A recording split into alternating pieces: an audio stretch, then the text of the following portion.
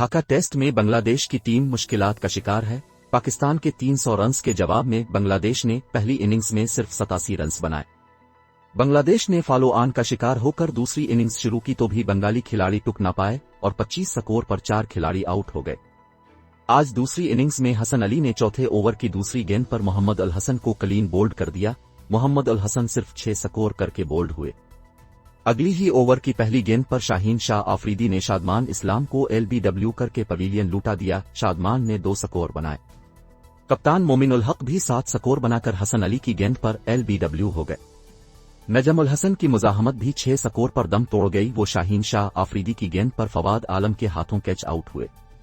इससे कबल बांग्लादेश ने दिन का आगाज पहली इनिंग्स में 7 खिलाड़ियों के नुकसान से किया। दिन की इब्तिदा में ही तीज अल इस्लाम साजिद खान की गेंद पर LBW हो गए। नवीं विकेट शाहीन शाह आफरीदी ने हासिल की। उन्होंने खालिद अहमद को क्लीन बोल्ड किया।